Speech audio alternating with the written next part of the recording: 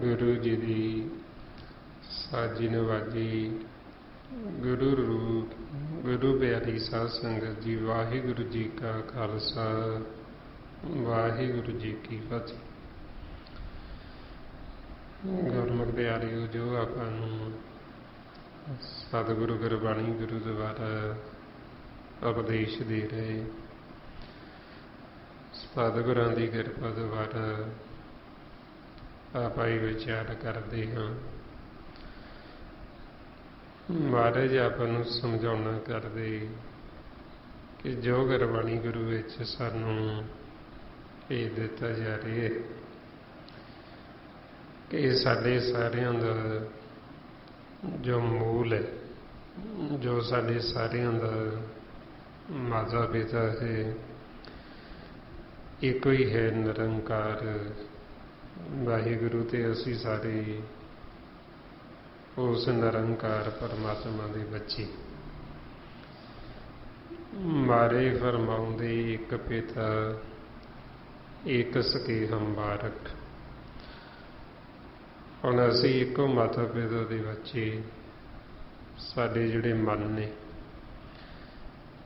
ਪਰਮਾਤਮਾ ਵੀ ਪ੍ਰਕਾਸ਼ ਰੂਪ ਹੈ ਤੇ ਆਪਾਂ ਉਹਦੇ ਬੱਚੇ, ਆਪਾਂ ਵੀ ਜੋਤ ਸਰੂਪ ਪ੍ਰਕਾਸ਼ ਰੂਪ। ਇਸ ਲਈ ਫਿਰ ਆਪਣੇ ਮਨ ਨੂੰ ਸਮਝਾਉਣਾ ਕਰਦੇ ਕਿ ਤੂੰ ਆਪਣੇ ਆਪੇ ਦੀ ਪਹਿਚਾਣ ਕਰ, ਆਪਦੇ ਮੂਲ ਦੀ ਪਹਿਚਾਣ ਕਰ, ਆਪਦੇ ਮਾਤਾ ਪਿਤਾ ਦੀ, ਕਿ ਤੂੰ ਜੋਤ ਸਰੂਪ ਪ੍ਰਕਾਸ਼ ਰੂਪ ਹੈ। ਫਰਮਾਉਂਦੇ ਨੇ ਮਨ ਤੂੰ ਜੋਤ ਸਰੂਪ ਹੈ, ਆਪਣਾ ਮੂਲ ਪਛਾਣ। ਮਨ ਹਰ ਜੀ ਤੇਰੇ ਨਾਲ ਹੈ, ਗੁਰਮਤਿ ਰੰਗ ਮਾਨ। ਮਨ ਨੂੰ ਕਹਿੰਦੇ ਵੀ ਤੂੰ ਜੋਤ ਸਰੂਪ ਪ੍ਰਕਾਸ਼ ਰੂਪ ਹੈ ਤੇ ਆਪਣੇ ਆਪੇ ਦੀ ਪਹਿਚਾਣ ਕਰ ਤੇ ਆਪਣੇ ਮੂਲ ਦੀ ਪਹਿਚਾਣ ਕਰ। ਹੁਣ ਗੁਰਬਾਣੀ ਗੁਰੂ ਵਿੱਚ ਫਿਰ ਆਪਾਂ ਨੂੰ ਆਪਣੇ ਮੂਲ ਦੀ ਵਾਕਫੀ ਦਿੱਤੀ ਗਈ, ਆਪਣੇ ਮਾਤਾ ਪਿਤਾ ਦਾ ਭੇਦ ਦਿੱਤਾ ਗਿਆ, ਉਹਦੇ ਬਾਰੇ ਆਪਾਂ ਨੂੰ ਸਮਝਾਇਆ ਗਿਆ, ਦੱਸਿਆ ਗਿਆ, ਤਾਂ ਕਿ ਸਾਨੂੰ ਪਤਾ ਲੱਗ ਜੇ ਸਾਡੇ ਪਿਤਾ ਦਾ ਵੀ ਉਹ ਕਿਹੋ ਜਿਹਾ ਹੈ, ਉਹਦਾ ਸਰੂਪ ਕੀ ਹੈ, ਉਹ ਕਿੱਥੇ ਵੱਸਦਾ, ਕਿੱਥੇ ਰਹਿੰਦਾ ਤੇ ਅਸੀਂ ਕਿਵੇਂ ਉਹਨੂੰ ਮਿਲ ਸਕਦੇ। ਉਹ ਸਾਰਾ ਫਿਰ ਗੁਰਬਾਣੀ ਗੁਰੂ 'ਚ ਆਪਾਂ ਨੂੰ ਭੇਦ ਦਿੱਤਾ, ਗੁਰੂ ਸਾਹਿਬਾਨਾਂ ਨੇ, ਭਗਤਾਂ ਨੇ। ਆਓ ਹੁਣ ਜੋ ਇਹੋ ਭੇਤ ਆਪਾਂ ਨੂੰ ਗੁਰੂ ਅਰਜਨ ਦੇਵ ਜੀ ਸੱਚੇ ਪਾਤਸ਼ਾਹ ਸੁਖਮਨੀ ਸਾਹਿਬ ਦੀ ਬਾਣੀ ਵਿੱਚ ਦੇ ਰਹੇ। ਪਿਛਲੇ ਕੁਝ ਦਿਨਾਂ ਤੋਂ ਆਪਾਂ ਇਹ ਸੁਖਮਨੀ ਸਾਹਿਬ ਜੀ ਦੀ ਬਾਣੀ ਤੇ ਵਿਚਾਰ ਕਰ ਰਹੇ ਹਾਂ। ਕੱਲ੍ਹ ਆਪਾਂ 10ਵੀਂ ਅਸ਼ਟਪਦੀ ਤੇ ਵਿਚਾਰ ਕੀਤੀ ਸੀ। ਇਸ ਤੋਂ ਅੱਗੇ ਸ਼ਲੋਕ ਅਤੇ 11ਵੀਂ ਅਸ਼ਟਪਦੀ, ਇਹਦੇ ਵਿੱਚ ਜੋ ਹੁਣ ਆਪਾਂ ਨੂੰ ਸਤਿਗੁਰੂ ਸਮਝਾਉਣਾ ਕਰਦੇ ਫਰਮਾਉਂਦੇ ਨੇ ਸ਼ਲੋਕ, ਕਾਰਨ ਕਾਰਨ ਪ੍ਰਭ ਏਕ ਹੈ, ਦੂਸਰ ਨਾਹੀ ਕੋਈ, ਨਾਨਕ ਤਿਸ ਬਲਿਹਾਰਨੈ, ਜਲ ਥਲ ਮਹੀਲ ਸੋਈ। ਮਹਾਰਾਜ ਸਾਨੂੰ ਸਮਝਾਉਂਦੇ ਵੀ ਉਹ ਕਾਰਨ ਮਾਲਕ ਇੱਕੋ ਹੀ ਹੈ, ਪਰਮਾਤਮਾ, ਦੂਜਾ ਹੋਰ ਕੋਈ ਨਹੀਂ ਵੀ ਜਿਹਨੇ ਜੀਵਾਂ ਨੂੰ ਪੈਦਾ ਕੀਤਾ ਹੋਵੇ, ਜਿਹਨੇ ਇਸ ਸ੍ਰਿਸ਼ਟੀ ਦੀ ਰਚਨਾ ਰਚੀ ਹੋਵੇ, ਉਹ ਇੱਕੋ ਹੀ ਮਾਲਕ ਆਪ, ਜਿਹਨੇ ਇਹ ਸਾਰਾ ਖੇਲ ਸ਼ੁਰੂ ਕੀਤਾ ਹੈ, ਜਿਹਤੋਂ ਇਹ ਸਾਰਾ ਪਸਾਰਾ ਹੋਇਆ। ਤੇ ਉਹ ਮਾਲਕ ਫਿਰ ਕਿੱਥੇ ਹੈ? ਕਹਿੰਦੇ ਅਸੀਂ ਉਹਦੇ ਤੋਂ ਬਲਿਹਾਰ ਜਾਂਦੇ ਹਾਂ, ਜਿਹੜਾ ਜਲ ਦੇ ਵਿੱਚ, ਥਲ ਵਿੱਚ, ਧਰਤੀ ਤੇ, ਅਸਮਾਨ ਦੇ ਸੈਂਟਰ ਵਿੱਚ ਐਸੀ ਕੋਈ ਥਾਂ ਹੀ ਨਹੀਂ ਜਿਸੇ ਪਰਮਾਤਮਾ ਮੌਜੂਦ ਨਾ ਹੋ। ਉਹ ਹਰ ਥਾਂ ਤੇ ਮੌਜੂਦ ਹੈ। ਇਸ ਵਾਸਤੇ ਫਿਰ ਜੋ ਹਰ ਥਾਂ ਤੇ ਮੌਜੂਦ ਹੈ, ਉਸ ਵਰਤਾਏ ਫਿਰ ਆਪਾਂ ਨੂੰ ਭੇਜ ਦਿੰਦੇ, ਉਹਦੀ ਆਪਾਂ ਨੂੰ ਜਾਣ ਪਹਿਚਾਣ ਕਰਾਉਂਦੇ ਬਈ ਮਾਲਕ ਇਹ ਨਹੀਂ ਕੋਈ ਵੀ ਸਾਤੋਂ ਦੂਰ ਵੱਸਦਾ, ਉਹ ਸਦਾ ਸਾਡੇ ਨਾਲ ਹੀ ਹੈ, ਸਾਡੇ ਅੰਗ ਸੰਗ ਹੈ, ਅਸੀਂ ਸਾਰੇ ਉਹਦੇ ਵਿੱਚ ਹੀ ਵੱਸਦੇ। ਆਪਾਂ ਨੂੰ ਸਮਝਾਉਂਦੇ ਵੀ ਜਿਵੇਂ ਸ਼ੀਸ਼ਾ ਹੁੰਦਾ ਹੈ, ਦਰਪਣ, ਸ਼ੀਸ਼ੇ ਨੂੰ ਦਰਪਣ ਕਹਿੰਦੇ, ਇਸੇ ਤਰ੍ਹਾਂ ਹੀ ਸ਼ੀਸ਼ੇ ਵਰਗਾ ਸ਼ੁੱਧ ਦਰਪਣ ਵਰਗਾ ਉਹ ਸਾਡੇ ਵਿੱਚ ਹੀ ਵੱਸਦੇ, ਅਸੀਂ ਉਹਦੇ ਵਿੱਚ ਵੱਸਦੇ, ਉਹ ਸਾਡੇ 'ਚ ਵੱਸਦਾ। ਮਾਰੇ ਫਰਮਾਉਂਦੇ ਸੋ ਤੁਮ ਹੀ ਮੈਂ ਵਸੇ ਨਿਰੰਤਰ, ਨਾਨਕ ਦਰਪਣ ਨੇ ਆਈ, ਕਿ ਉਹ ਸਾਡੇ ਵਿੱਚ ਹੀ ਵੱਸਦਾ, ਨਿਰੰਤਰ ਵੱਸਦਾ। ਇਹ ਨਹੀਂ ਬਈ ਅਸੀਂ ਆਖੀਏ ਵੀ ਇੱਕ ਥਾਂ ਤੇ ਹੈਗਾ ਦੂਜੇ ਥਾਂ ਤੇ ਹੈ ਨਹੀਂ, ਹਰ ਥਾਂ ਤੇ। ਤੇ ਉਹ ਸਦਾ ਹੀ, ਸਦਾ ਰਹਿਣ ਵਾਲਾ, ਨਿਰੰਤਰ ਸਾਡੇ ਵਿੱਚ ਹੀ ਰਹਿੰਦਾ। ਸੋ ਇਸ ਵਾਸਤੇ ਫਿਰ ਐਸੀ ਕੋਈ ਵੀ ਥਾਂ ਨਹੀਂ ਜਿੱਥੇ ਪਰਮਾਤਮਾ ਮੌਜੂਦ ਨਾ ਹੋਵੇ। ਤੇ ਸਾਰੀ ਸ੍ਰਿਸ਼ਟੀ ਦੀ ਕਰਤਾ ਫਿਰ ਉਹੀਓ ਹੈ, ਉਹੀਓ ਜੀਵਾਂ ਦੀ ਪਾਲਣਾ ਪੋਸ਼ਣ ਕਰਦਾ, ਉਹੀਓ ਸਾਨੂੰ ਸਵਾਸ ਦੇ ਕੇ ਜਿਉਂਦਾ ਰੱਖ ਰਿਹਾ। ਉਸ ਨੂੰ ਕਰਤਾ ਪੁਰਖ ਕਹਿੰਦੇ। ਸਾਨੂੰ ਸਵਾਸਾਂ ਦੀ ਗਰਾਹੀ ਦੇ ਕੇ ਸਾਹਮਣਿਓਂ ਦੇਖਦਾ ਤੇ ਸਾਨੂੰ ਦੇਖ ਕੇ ਸਾਡੀ ਪਾਲਣਾ ਪੋਸ਼ਣ ਕਰਦਾ ਹੈ। ਜਿਵੇਂ ਬੱਚਾ ਛੋਟਾ ਹੁੰਦਾ ਹੈ, ਆਪਦੇ ਆਪ ਉਹ ਮੁੱਖ ਦੇ ਵਿੱਚ ਗਰਾਹੀ ਨਹੀਂ ਪਾ ਸਕਦਾ, ਕੁਝ ਖਾ ਨਹੀਂ ਸਕਦਾ, ਮਾਂ ਪਿਓ ਉਹਦੇ ਮੁੱਖ 'ਚ ਪਾਉਂਦੇ ਨੇ।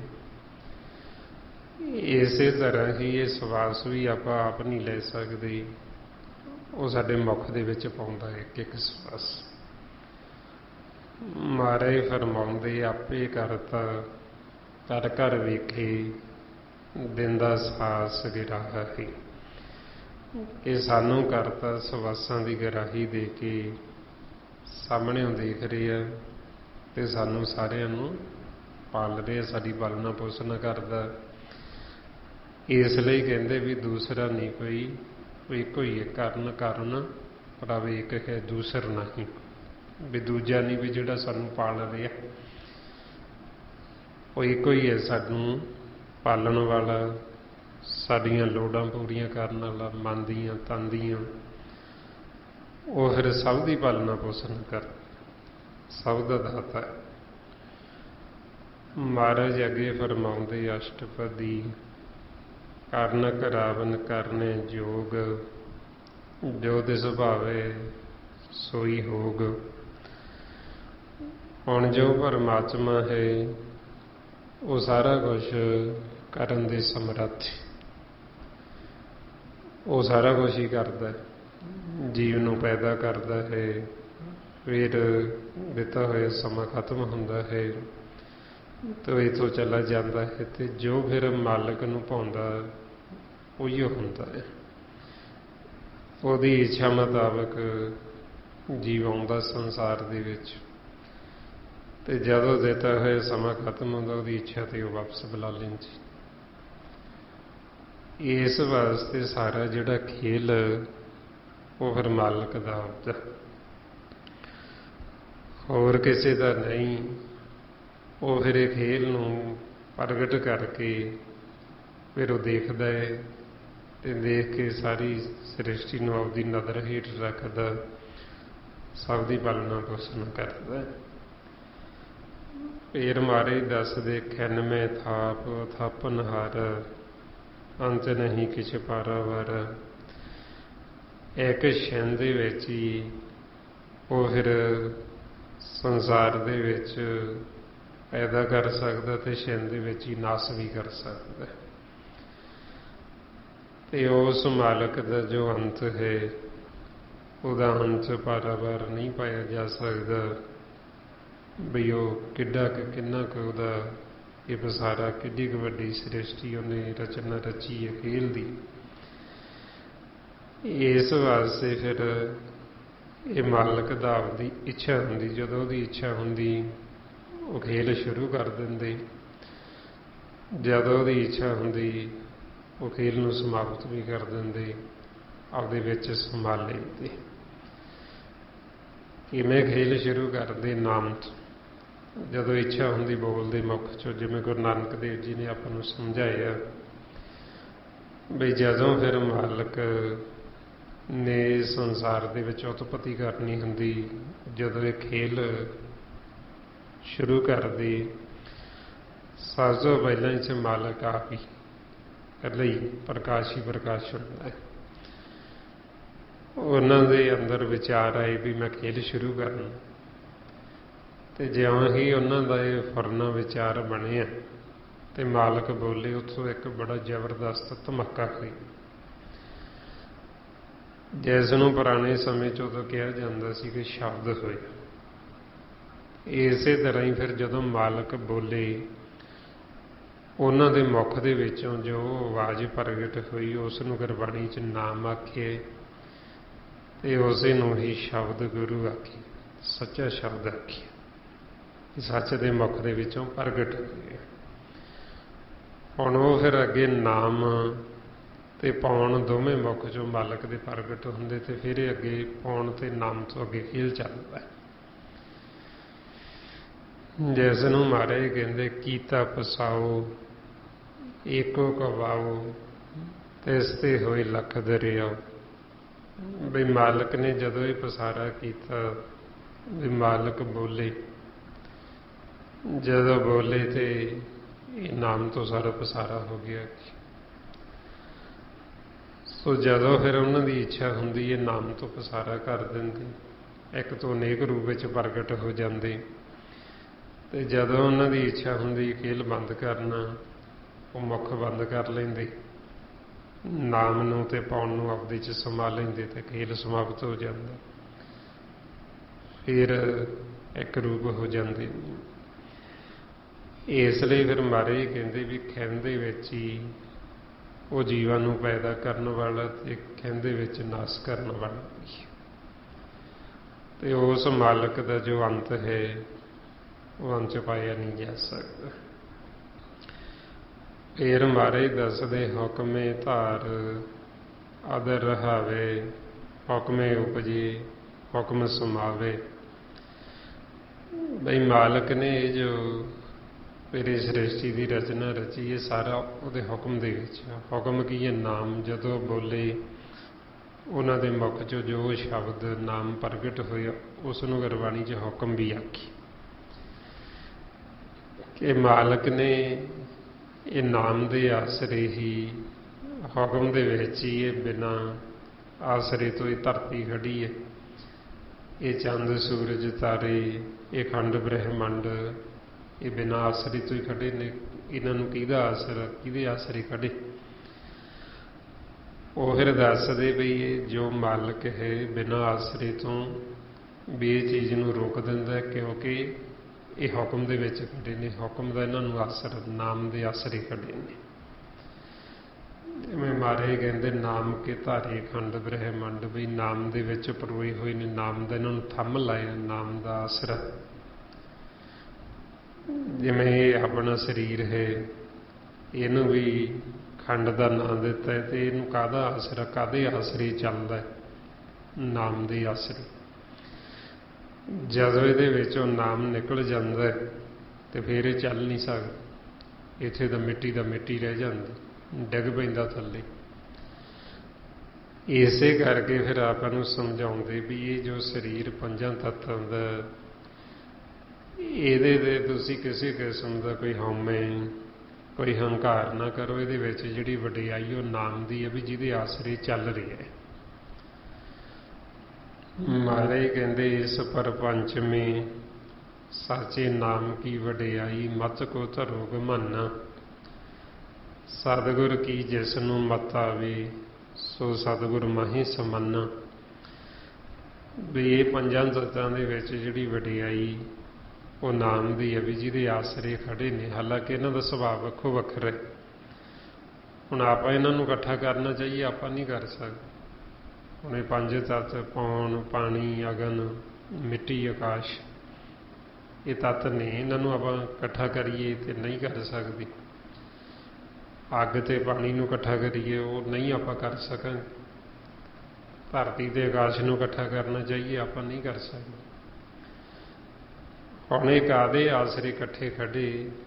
ਇਹਨਾਂ ਨੂੰ ਨਾਮ ਦਾ ਥੰਮ ਲਾਏ, ਨਾਮ ਦੇ ਆਸਰੇ ਖੜੇ ਨੇ। ਇਸ ਲਈ ਮਹਾਰਾਜ ਸੱਚੇ ਪਾਤਸ਼ਾਹ ਰੱਬ ਨੂੰ ਸਮਝਾਉਂਦੇ, ਧਾਵਤ ਥਮਿਆ ਸਤਿਗੁਰ ਮਿਲਿਆ, ਦਸਵਾਂ ਦਵਾਰ ਪਾਇਆ, ਤਿਥੇ ਅੰਮ੍ਰਿਤ ਭੋਜਨ ਸਹਿਜ ਧੁਨ ਉਪਜੇ, ਜਿਤ ਸ਼ਬਦ ਜਗ ਥੰਮ ਰਹਾਏ। ਬਈ ਇਹ ਜਗਤ ਨੂੰ ਕਿਹਦਾ ਥੰਮ ਲਾਇਆ, ਕਿਹਦਾ ਆਸਰਾ ਲਾਇਆ? ਉਹ ਫਿਰ ਆਪਾਂ ਨੂੰ ਦੱਸਦੇ ਵੀ ਨਾਮ ਦਾ ਥੰਮ ਲੱਗਿਆ, ਇਹਨੂੰ ਨਾਮ ਦੇ ਆਸਰੇ ਖੜੇ ਨੇ।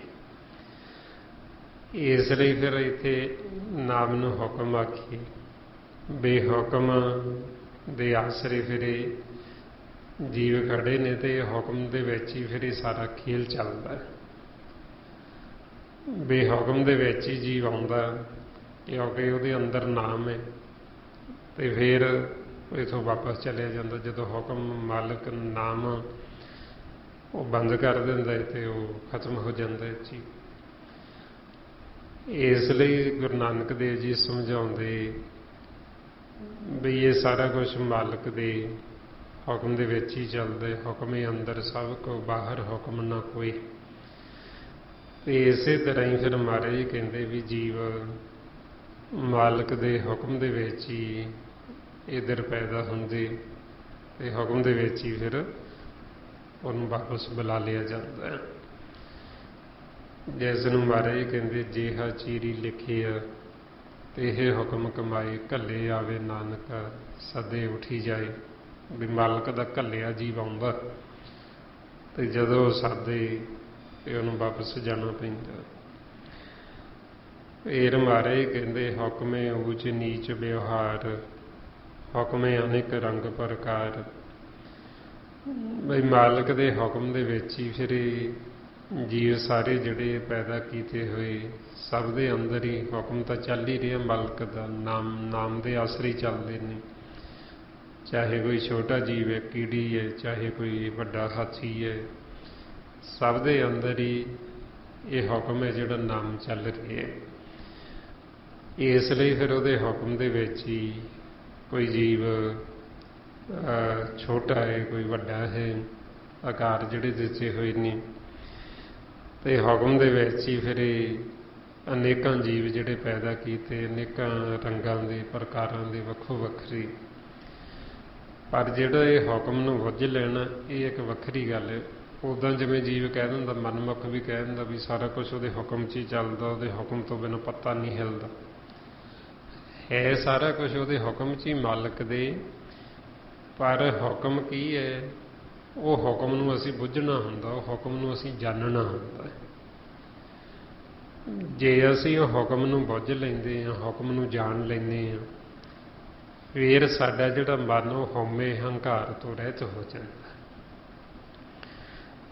ਮਹਾਰਾਜ ਆਪ ਨੂੰ ਸਮਝਾਉਂਦੇ, ਨਾਨਕ ਹੁਕਮੇ ਜੇ ਬੂਝੇ ਤਾਂ ਹਉਮੈ ਕਹੇ ਨਾ ਕੋਈ। ਵੀ ਜਿਨ੍ਹਾਂ ਨੇ ਹੁਕਮ ਨੂੰ ਬੁੱਝ ਲਿਆ, ਜਿਨ੍ਹਾਂ ਨੇ ਹੁਕਮ ਨੂੰ ਜਾਣ ਲਿਆ, ਉਹਨਾਂ ਦਾ ਮਨ ਹਉਮੈ ਤੋਂ ਰਹਿਤ ਹੋ ਜਾਂਦਾ। ਹੁਣ ਜਿਹੜਾ ਆਮ ਜੀਵ ਕਹਿੰਦਾ ਵੀ ਉਹਦੇ ਹੁਕਮ 'ਚ ਹੀ ਚੱਲਦਾ, ਉਹ ਕਹਿ ਤਾਂ ਦਿੰਦਾ, ਪਰ ਉਹਨੂੰ ਹੁਕਮ ਦਾ ਪਤਾ ਥੋੜ੍ਹੀ ਵੀ ਹੁਕਮ ਹੈ ਕੀ ਹੈ, ਕਿਹਨੂੰ ਹੁਕਮ ਆਖੀਏ। ਸੋ ਇਸ ਵਾਸਤੇ ਗੁਰਬਾਣੀ ਗੁਰੂ ਵਿੱਚ ਫਿਰ ਆਪਾਂ ਨੂੰ ਉਹ ਹੁਕਮ ਦੀ ਵਾਕਵੀਤ ਕਰਾਈ ਗਈ, ਉਹ ਹੁਕਮ ਦਾ ਭੇਦ ਦਿੱਤਾ ਗਿਆ ਕਿ ਹੁਕਮ ਕੀ ਹੈ। ਉਹ ਫਿਰ ਆਪਾਂ ਨੂੰ ਸਤਿਗੁਰਾਂ ਦੀ ਬਾਣੀ ਬੁਝਾਉਂਦੇ ਨੇ। ਮਹਾਰਾਜ ਦੱਸਦੇ ਵੀ ਸਾਡੇ ਸਾਰਿਆਂ ਦੇ ਮਨਾਂ ਵਾਸਤੇ ਹੁਕਮ ਇੱਕੋ ਹੀ, ਨਾਮ। ਜੇ ਤਾਂ ਅਸੀਂ ਉਹ ਨਾਮ ਨੂੰ ਬੁੱਝ ਲਿਆ, ਨਾਮ ਨੂੰ ਸੁਣਦੇ ਹਾਂ ਤੇ ਅਸੀਂ ਹੁਕਮ 'ਚ ਆ ਗਏ, ਤੇ ਜੇ ਅਸੀਂ ਉਹ ਨਾਮ ਨੂੰ ਨਹੀਂ ਬੁੱਝਿਆ, ਨਹੀਂ ਸੁਣਦੇ, ਤੇ ਅਸੀਂ ਹੁਕਮ ਤੋਂ ਵਾਕੀ ਹਾਂ। ਇਸ ਲਈ ਫਿਰ ਗੁਰਬਾਣੀ ਗੁਰੂ ਆਪਾਂ ਨੂੰ ਦੱਸਦੇ, ਇੱਕੋ ਨਾਮ ਹੁਕਮ ਹੈ, ਨਾਨਕ ਸਤਿਗੁਰ ਦੀਆ ਬੁਝਾਈ ਜੀਓ। ਇਹ ਹੁਕਮ ਕੀ ਹੈ? ਮਹਾਰਾਜ ਕਹਿੰਦੇ ਜੋ ਨਾਮ ਹੈ ਇਹ ਹੁਕਮ ਹੈ ਸਾਡੇ ਸਾਰਿਆਂ ਦੇ ਮਨਾਂ ਵਾਸਤੇ, ਤੇ ਇਹ ਸਾਰਾ ਕੁਝ ਮਾਲਕ ਦੇ ਫਿਰ ਹੁਕਮ ਦੇ ਵਿੱਚ ਹੀ ਚੱਲਦਾ। ਤੇ ਹੁਣ ਅਸੀਂ ਉਹ ਹੁਕਮ ਨੂੰ ਬੁੱਝਣਾ, ਅਸੀਂ ਉਹ ਹੁਕਮ ਦੇ ਵਿੱਚ ਆਉਣਾ। ਜੇ ਅਸੀਂ ਉਹ ਹੁਕਮ ਨੂੰ ਬੁੱਝ ਲਿਆ, ਹੁਕਮ ਨੂੰ ਜਾਣ ਲਿਆ, ਹੁਕਮ ਦੇ ਵਿੱਚ ਆ ਗਏ, ਫਿਰ ਸਾਡਾ ਜਿਹੜਾ ਜਨਮ ਮਰਨ ਉਹ ਖੰਡਨ ਹੋ ਜਾਂਦਾ। ਜਿਵੇਂ ਭਗਤਾਂ ਨੇ ਆਖਿਆ, ਬਾਬਾ ਕਬੀਰ ਜੀ ਕਹਿੰਦੇ, ਹੁਣ ਅਸੀਂ ਦੁਬਾਰਾ ਸੰਸਾਰ ਦੇ ਵਿੱਚ ਮੁੜ ਕੇ ਵਾਪਸ ਨਹੀਂ ਆਵਾਂਗੇ। ਆਪਾਂ ਉਹਨਾਂ ਤੋਂ ਪੁੱਛਦੇ ਵੀ ਤੁਸੀਂ ਕਾਹਤੋਂ ਨਹੀਂ ਆਉਂਗੇ, ਵੀ ਕਿਸ ਕਰਕੇ ਤੁਸੀਂ ਕਹਿ ਰਹੇ ਹੋ ਵੀ ਅਸੀਂ ਹੁਣ ਦੁਬਾਰਾ ਨਹੀਂ ਆਵਾਂਗੇ? ਸਾਨੂੰ ਤਾਂ ਸਾਡਾ ਪਤਾ ਨਹੀਂ ਵੀ ਅਸੀਂ ਕਿੱਥੇ ਜਾਣਾ, ਵੀ ਤੁਸੀਂ ਕਹਿੰਦੇ ਹੋ ਅਸੀਂ ਹੁਣ ਦੁਬਾਰਾ ਨਹੀਂ ਆਵਾਂਗੇ। ਐਸਾ ਤੁਹਾਨੂੰ ਕੀ ਮਿਲ ਗਿਆ ਵੀ ਜਿਹੜਾ ਤੁਸੀਂ ਕਹਿ ਰਹੇ ਹੋ ਅਸੀਂ ਦੁਬਾਰਾ ਨਹੀਂ ਆਵਾਂਗੇ? ਉਹ ਫਿਰ ਆਪਾਂ ਨੂੰ ਦੱਸਦੇ ਵੀ ਅਸੀਂ ਹੁਣ ਹੁਕਮ ਨੂੰ ਬੁੱਝ ਲਿਆ, ਅਸੀਂ ਹੁਕਮ ਦੇ ਵਿੱਚ ਆ ਗਏ ਹਾਂ, ਹੁਕਮ ਦੇ ਵਿੱਚ ਸਮਾ ਗਏ ਹਾਂ। ਇਸ ਕਰਕੇ ਹੁਣ ਸਾਡਾ ਦੁਬਾਰਾ ਮਰਨ ਨਹੀਂ ਹੋਏਗਾ, ਅਸੀਂ ਦੁਬਾਰਾ ਵਾਪਸ ਜੂਨਾਂ 'ਚ ਨਹੀਂ ਆਵਾਂਗੇ। ਮਹਾਰਾਜ ਫਰਮਾਉਂਦੇ, ਆਵਣ ਜਾਣਾ ਹੁਕਮ ਤਿਸੇ ਕਾ, ਹੁਕਮੇ ਬੂਝ ਸਮਾਹੇਂਗੇ, ਬਹੁਰ ਹਮ ਕਾਹੇ ਆਵੇਂਗੇ। ਬਈ ਅਸੀਂ ਹੁਣ ਦੁਬਾਰਾ ਨਹੀਂ ਆਵਾਂਗੇ, ਬਈ ਅਸੀਂ ਹੁਣ ਹੁਕਮ ਨੂੰ ਬੁੱਝ ਕੇ ਹੁਕਮ ਦੇ ਵਿੱਚ ਆ ਗਏ। ਇਸ ਲਈ ਕਹਿੰਦੇ, ਬਹੁਰ ਹਮ ਕਾਹੇ ਆਵੇਂਗੇ, ਆਵਣ ਜਾਣਾ ਹੁਕਮ ਤਿਸੇ ਕਾ, ਹੁਕਮੇ ਬੂਝ ਸਮਾਹੇਂਗੇ। ਬਈ ਆਉਣ ਜਾਣ ਨੇ ਜਿਹੜਾ ਹੈ ਤਾਂ ਤੇਰੇ ਹੁਕਮ 'ਚ ਹੀ, ਵੀ ਜੀਵ ਹੁਕਮ 'ਚ ਆਉਂਦੇ, ਹੁਕਮ 'ਚ ਚਲੇ ਜਾਂਦੇ। ਪਰ ਹੁਣ ਅਸੀਂ ਉਹ ਹੁਕਮ ਨੂੰ ਬੁੱਝ ਲਏ, ਹੁਣ ਅਸੀਂ ਉਹ ਹੁਕਮ ਨੂੰ ਜਾਣ ਲਿਆ, ਤੇ ਹੁਣ ਅਸੀਂ ਉਹ ਹੁਕਮ ਦੇ ਵਿੱਚ ਆ ਗਏ ਹਾਂ, ਹੁਕਮ 'ਚ ਸਮਾ ਗਏ ਹਾਂ, ਨਾਮ 'ਚ। ਇਸ ਕਰਕੇ ਹੁਣ ਅਸੀਂ ਦੁਬਾਰਾ ਨਹੀਂ ਆਵਾਂਗੇ। ਸੋ ਇਸ ਵਾਸਤੇ ਫਿਰ ਆਪਾਂ ਨੂੰ ਸਤਿਗੁਰੂ ਇਹ ਸਮਝਾਉਂਦੇ ਵੀ ਮਾਲਕ ਨੇ ਆਪਦੇ ਹੁਕਮ ਦੇ ਵਿੱਚ ਹੀ ਫਿਰ ਜੀਵਾਂ ਨੂੰ ਪੈਦਾ ਕੀਤਾ, ਅਨੇਕ ਪ੍ਰਕਾਰ ਦੇ ਜੀਵ ਪੈਦਾ ਕੀਤੇ, ਤੇ ਫਿਰ ਮਾਲਕ ਉਹਨਾਂ ਨੂੰ ਦੇਖਦਾ ਤੇ ਦੇਖ ਕੇ ਉਹਨਾਂ ਦੀ ਰੱਖਿਆ ਕਰਦਾ, ਪਾਲਣਾ ਪੋਸ਼ਣ ਕਰਦਾ। ਜੋ ਮਹਾਰਾਜ ਦੱਸਦੇ, ਕਰ ਕਰ ਦੇਖੇ ਆਪਣੀ ਵਡਿਆਈ, ਨਾਨਕ ਸਭ ਮੈਂ ਰਿਹਾ ਸਮਾਈ। ਬਈ ਫਿਰ ਜੀਵਾਂ ਨੂੰ ਪੈਦਾ ਕਰਕੇ ਉਹਨਾਂ ਨੂੰ ਦੇਖਦਾ ਵੀ ਹੈ, ਉਹਨਾਂ ਦੀ ਪਾਲਣਾ ਪੋਸ਼ਣ ਵੀ ਕਰਦਾ, ਤੇ ਫਿਰ ਸਭ ਦੇ ਅੰਦਰ ਹੀ ਸਮਾਇਆ ਵੀ ਹੋਏ, ਸਭ ਦੇ ਅੰਦਰ ਵੀ ਬੈਠਾ। ਬਾਹਰ ਵੀ ਚਾਰ ਛਪੇਰੇ ਉਹਨੂੰ ਘੇਰਿਆ ਹੋਇਆ, ਤੇ ਅੰਦਰ ਵੀ ਮਾਲਕ ਦੀ ਜੋਤ ਅੰਦਰ ਵੀ ਬੈਠੇ, ਅੰਦਰੋਂ ਵੀ ਦੇਖਦਾ ਤੇ ਬਾਹਰੋਂ ਵੀ ਦੇਖਦਾ। ਇਸ ਵਾਸਤੇ ਫਿਰ ਅਸੀਂ ਮਾਲਕ ਤੋਂ ਕੁਝ ਛੁਪਾ ਨਹੀਂ ਸਕਦੇ, ਉਹ ਸਾਨੂੰ ਹਰ ਪਾਸਿਓਂ ਦੇਖਦਾ, ਅੰਦਰੋਂ ਵੀ ਤੇ ਬਾਹਰੋਂ। ਇਸ ਲਈ ਮਹਾਰਾਜ ਕਹਿੰਦੇ, ਅੱਗੋਂ ਦੇਖੇ ਪਿੱਛੋਂ ਦੇਖੇ ਤਿਸ ਤੇ ਕਹਾਂ ਛੁਪਾਵੇ। ਬਈ ਉਹ ਸਾਨੂੰ ਅੱਗਿਓਂ ਪਿੱਛਿਓਂ ਸੱਜਿਓਂ ਖੱਬਿਓਂ ਉੱਪਰੋਂ ਥੱਲਿਓਂ ਸਭ ਪਾਸਿਓਂ ਦੇਖਦਾ, ਅੰਦਰੋਂ ਬਾਹਰੋਂ ਹਰ ਥਾਂ ਤੋਂ ਦੇਖਦਾ। ਅਸੀਂ ਉਹ ਤੋਂ ਕੁਝ ਵੀ ਛੁਪਾ ਨਹੀਂ ਸਕਦੇ, ਉਹ ਤੋਂ ਕੁਝ ਛੁਪਿਆ ਰਹਿੰਦਾ ਨਹੀਂ ਹੈ। ਇਸ ਵਾਸਤੇ ਫਿਰ ਸਾਨੂੰ ਕਹਿੰਦੇ ਬਈ ਮਾਲਕ ਦੀ ਇਹ ਵਡਿਆਈ, ਵੀ ਮਾਲਕ ਫਿਰ ਜੀਵਾਂ ਨੂੰ ਪੈਦਾ ਕਰਕੇ ਇਹ ਫਿਰ ਖੇਲ ਨੂੰ ਦੇਖਦਾ ਹੈ, ਤੇ ਸਭ ਦੇ ਅੰਦਰ ਸਮਾਇਆ ਹੋਇਆ, ਤੇ ਫਿਰ ਜੋ ਖੇਲ ਚੱਲ ਰਿਹਾ ਹੈ ਇਹ ਸ਼ਿਵ ਤੇ ਸ਼ਕਤੀ ਦਾ। ਤੇ ਆਪ ਮਾਲਕ ਫਿਰ ਇਹ ਖੇਲ ਬਣਾ ਕੇ ਖੇਲ ਨੂੰ ਦੇਖਦਾ ਵੀ ਕਿਵੇਂ ਅਸੀਂ ਖੇਲਦੇ ਹਾਂ ਜੀ। ਸੋ ਇਸ ਵਾਸਤੇ ਫਿਰ ਜੇ ਅਸੀਂ ਇਹ ਖੇਲ ਨੂੰ ਸਮਝ ਲੈਂਦੇ ਚੰਗੀ ਤਰ੍ਹਾਂ, ਫਿਰ ਸਾਨੂੰ ਇਹ ਖੇਲ ਨੂੰ ਜਿੱਤਣਾ ਸੌਖਾ ਹੋ ਜਾਂਦਾ। ਜੇ ਅਸੀਂ ਇਹ ਖੇਲ ਨੂੰ ਸਮਝਦੇ ਨਹੀਂ, ਫਿਰ ਅਸੀਂ ਇਹ ਖੇਲ ਨੂੰ ਹਾਰ ਜਾਂਦੇ ਹਾਂ, ਫਿਰ ਅਸੀਂ ਆਪਸ ਵਿੱਚ ਹੀ ਲੜੀ ਜਾਂਦੇ ਹਾਂ। ਜਿਵੇਂ ਹੁਣ ਮਾਲਕ ਨੇ ਖੇਲ ਬਣਾਈ ਤੇ ਮਾਨਸ ਜਾਮੇ ਵਿੱਚ ਆਪਾਂ ਨੂੰ ਸਭ ਤੋਂ ਵੱਧ ਗਿਆਨ ਦੇ ਕੇ ਸਾਡਾ ਜਿਹੜਾ ਇਹ ਪਰਿਵਾਰ ਹੈ ਇੱਕ ਟੀਮ ਬਣਾਈ ਹੈ ਖੇਲਣ ਵਾਸਤੇ, ਵੀ ਅਸੀਂ ਸਾਰੇ ਰਲ ਕੇ ਇਕੱਠੇ ਹੋ ਕੇ ਖੇਲੀਏ। ਤੇ ਜਿਹੜੀ ਇਹ ਵਿਰੋਧੀ ਟੀਮ ਹੈ, 5 ਕਾਮ, ਕ੍ਰੋਧ, ਲੋਭ, ਹੰਕਾਰ, ਇਹਨਾਂ ਦਾ ਅਸੀਂ ਬਲ ਤੋੜ ਸਕੀਏ ਤੇ ਇਹਨਾਂ ਤੇ ਅਸੀਂ ਜਿੱਤ ਪ੍ਰਾਪਤ ਕਰ ਸਕੀਏ। ਪਰ ਜੇ ਅਸੀਂ ਇਹ ਖੇਲ ਨੂੰ ਨਹੀਂ ਸਮਝਦੇ, ਇਹ ਸਾਡੀ ਜਿਹੜੀ ਟੀਮ ਹੈ ਟੀਮ ਦੇ ਵਿੱਚ ਹੀ ਫੁੱਟ ਪਾ ਦਿੰਦੇ, ਸਾਨੂੰ ਇਹ ਧੜਿਆਂ 'ਚ ਵੰਡ ਦਿੰਦੇ। ਅਸੀਂ ਟੀਮ ਦੇ ਮੈਂਬਰ ਆਪਸ ਵਿੱਚ ਹੀ ਲੜੀ ਜਾਂਦੇ ਹਾਂ, ਅਸੀਂ ਆਪਦੇ ਖਿਲਾਫ ਆਪ ਹੀ ਖੇਲਣਾ ਸ਼ੁਰੂ ਕਰ ਦਿੰਦੇ ਹਾਂ। ਇੱਕ ਦੂਸਰੇ ਦੇ ਨਾਲ ਹੀ ਅਸੀਂ ਵੈਰ ਵਿਰੋਧ, ਈਰਖਾ, ਨਫ਼ਰਤ ਕਰਨੀ ਸ਼ੁਰੂ ਕਰ ਦਿੰਦੇ, ਇੱਕ ਦੂਸਰੇ ਦੀ ਨਿੰਦਿਆ ਸ਼ੁਰੂ ਕਰ ਦਿੰਦੇ। ਫਿਰ ਅਸੀਂ ਇਹ ਖੇਲ ਨੂੰ ਹਾਰ ਜਾਂਦੇ ਹਾਂ, ਫਿਰ ਅਸੀਂ ਜਿੱਤਦੇ ਨਹੀਂ, ਫਿਰ ਅਸੀਂ ਇੱਥੋਂ ਹਾਰ ਕੇ ਜਾਂਦੇ ਵਾਪਸ। ਇਸ ਵਾਸਤੇ ਫਿਰ ਜਦੋਂ ਆਪਾਂ ਸਤਸੰਗ 'ਚ ਆਉਂਦੇ ਹਾਂ, ਸਤਿਗੁਰੂ ਕਿਰਪਾ ਕਰਦੇ, ਫਿਰ ਆਪਾਂ ਨੂੰ ਇਹ ਖੇਲ ਦੀ ਜਾਣਕਾਰੀ ਦਿੰਦੇ, ਤੇ ਫਿਰ ਸਾਨੂੰ ਇਹ ਜਿੱਤ ਤੇ ਹਾਰ ਦਾ ਪਤਾ ਲੱਗਦਾ। ਤੇ ਫਿਰ ਸਾਨੂੰ ਇਹ ਮਾਨਸ ਜਾਮੇ ਦੀ ਕਦਰ ਹੁੰਦੀ। ਜਦੋਂ ਅਸੀਂ ਸੰਗਤ ਕਰਦੇ ਹਾਂ, ਸਾਨੂੰ ਸੋਝੀ ਆਉਂਦੀ ਥੋੜ੍ਹੀ ਜਿਹੀ, ਫਿਰ ਅਸੀਂ ਕਦਰ ਕਰਦੇ ਹਾਂ, ਨਹੀਂ ਤਾਂ ਜੀਵਨ ਨੂੰ ਇਹ ਮਾਨਸ ਜਾਮੇ ਦੀ ਵੀ ਕਦਰ ਨਹੀਂ।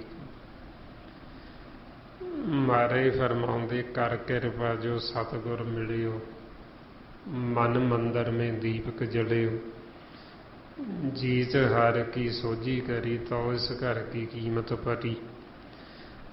ਬਈ ਮਾਲਕ ਨੇ ਕਿਰਪਾ ਕਰਕੇ ਜਦੋਂ ਸਤਿਗੁਰਾਂ ਨੂੰ ਮਿਲਾਇਆ ਤੇ ਸਾਡੇ ਮਨ ਮੰਦਰ 'ਚ ਦੀਪਕ ਉਹਨਾਂ ਨੇ ਗਿਆਨ ਦਾ ਚਾਨਣ ਕਰ ਦਿੱਤਾ, ਗਿਆਨ ਦਾ ਦੀਪਕ ਬਾਲ ਦਿੱਤਾ।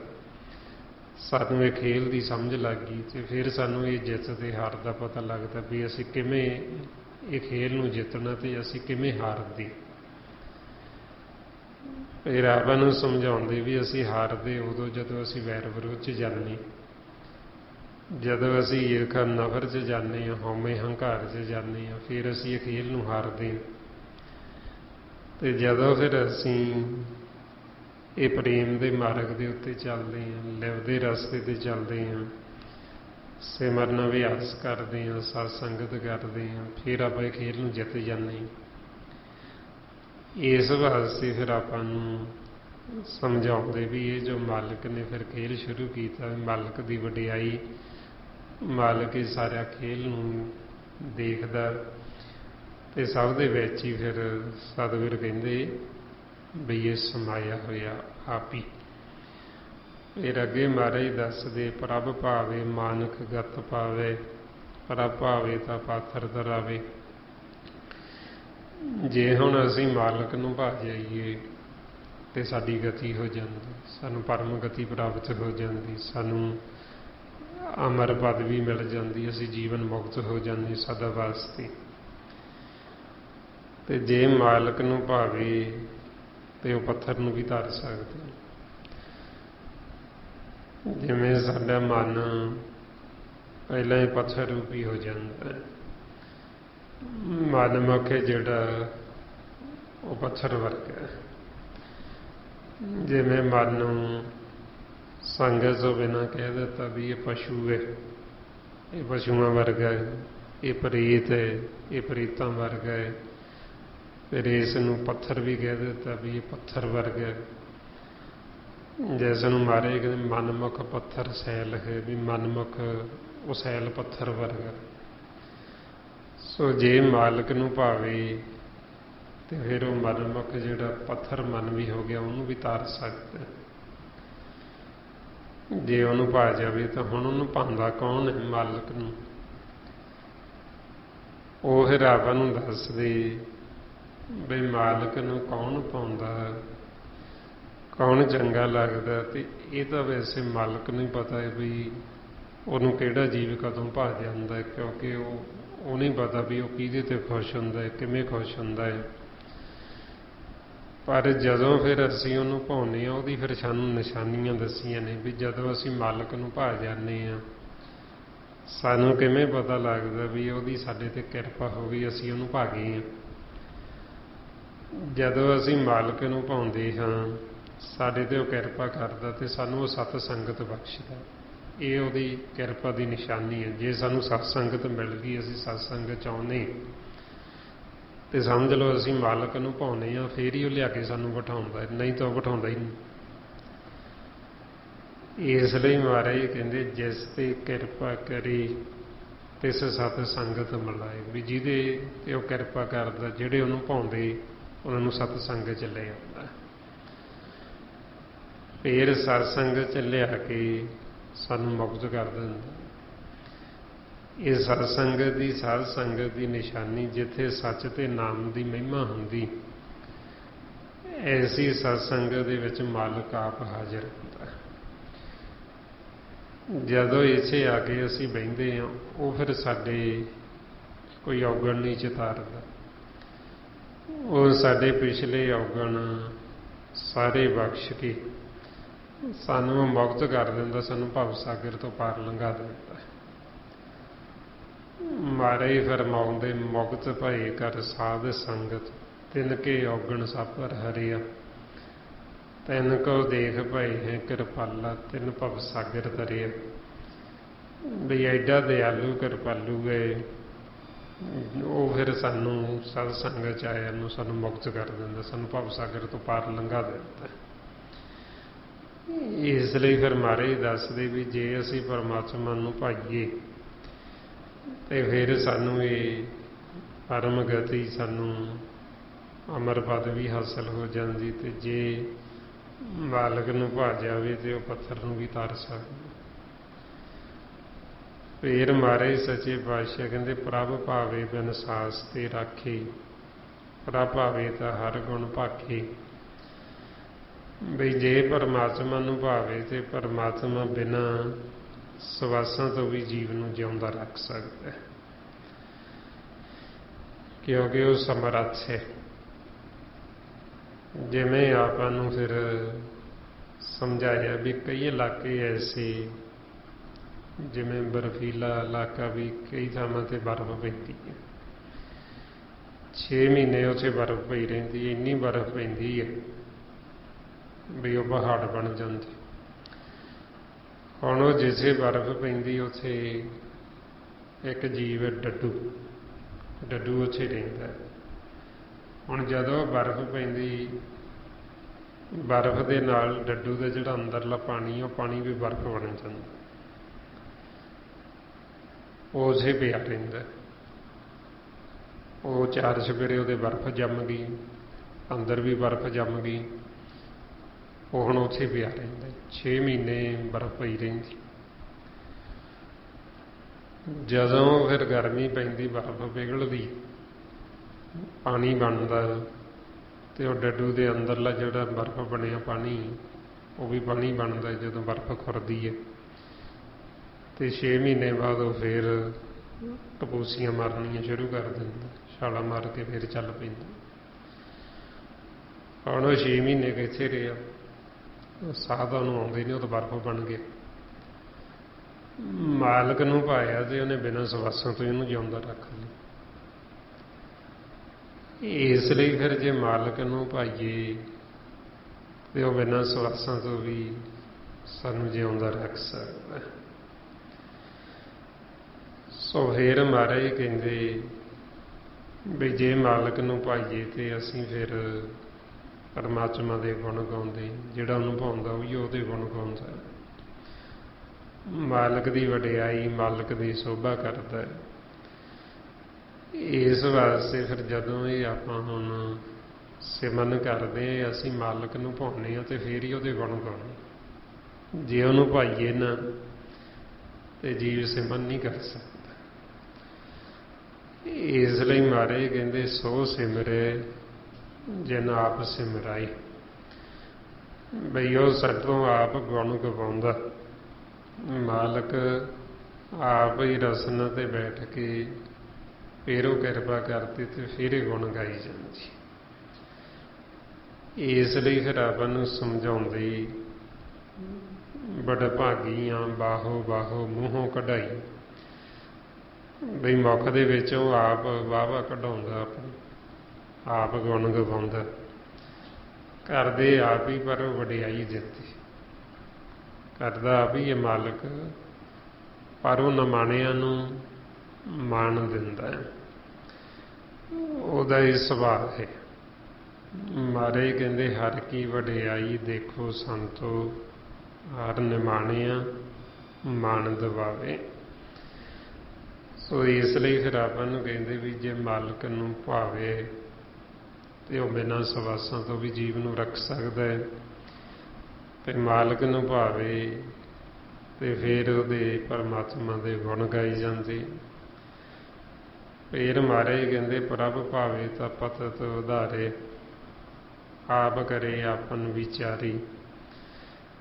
ਬਈ ਜੇ ਮਾਲਕ ਨੂੰ ਭਾਈਏ ਤੇ ਬੇਸ਼ੱਕ ਪਹਿਲਾਂ ਸਾਡਾ ਜੀਵਨ ਕਿੰਨਾ ਵੀ ਪਤਤ ਹੈ, ਕਿੰਨਾ ਵੀ ਮੈਲਾ, ਕਿੰਨਾ ਵੀ ਔਗਣਾਂ ਦਾ ਭਰਿਆ ਹੋਇਆ, ਜੇ ਮਾਲਕ ਨੂੰ ਭਾ ਜਾਈਏ ਤੇ ਉਹ ਪਤਤ ਨੂੰ ਉਧਾਰ ਦਿੰਦਾ, ਪਤਤ ਤੋਂ ਪਵਿੱਤਰ ਕਰ ਦਿੰਦਾ। ਜਿਵੇਂ ਗੁਰਬਾਣੀ ਗੁਰੂ ਚ ਆਪਾਂ ਨੂੰ ਉਦਾਹਰਨ ਦਿੱਤੀ ਆ ਜਮਲ ਗਣਕਾ ਦੀ, ਵੀ ਉਹਨਾਂ ਨੂੰ ਜੀਵ ਕਹਿੰਦੇ ਸੀ ਇਹ ਤਾਂ ਬੜੇ ਪਤਤ ਨੇ, ਬੜੇ ਪਾਪੀ ਨੇ, ਬੜੇ ਇਹਨਾਂ ਨੇ ਮਾੜੇ ਕੰਮ ਕੀਤੇ,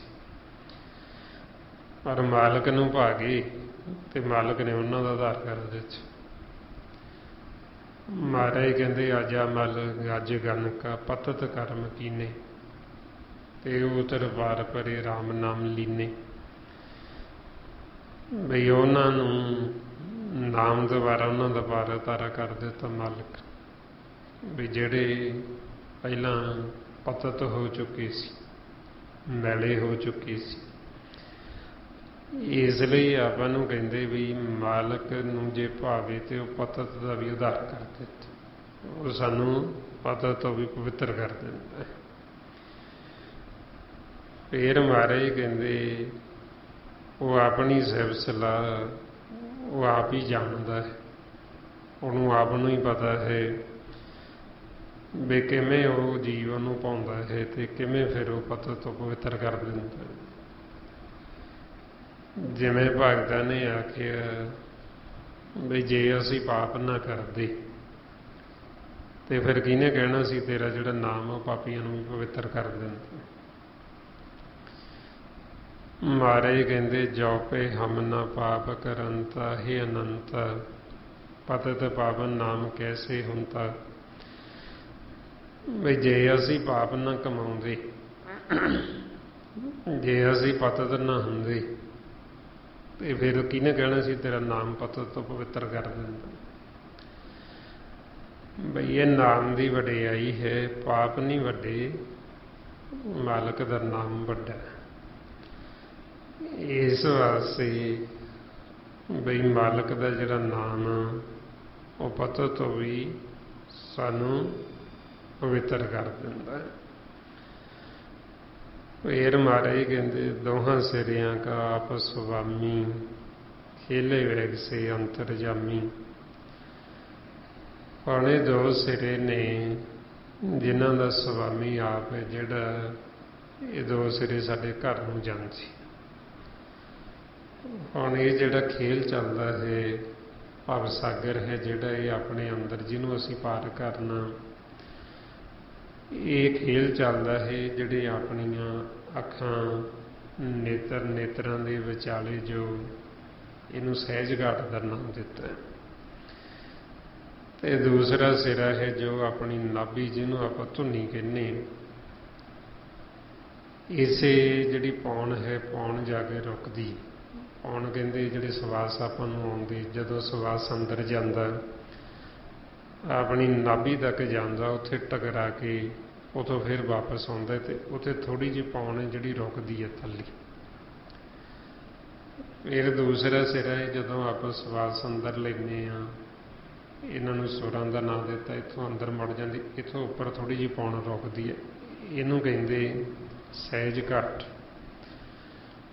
ਹੁਣ ਇਹ ਦੋ ਸਿਰੇ ਨੇ ਤੇ ਦੋਵਾਂ ਸਿਰਿਆਂ ਤੇ ਬੈਠ ਕੇ ਸਾਨੂੰ ਉਹ ਮਾਲਕ ਦੇਖਦਾ ਹੈ। ਇਸ ਖੇਲ ਨੂੰ ਇਹਨੂੰ ਭਵ ਸਾਗਰ ਦਾ ਨਾਮ ਦਿੱਤਾ।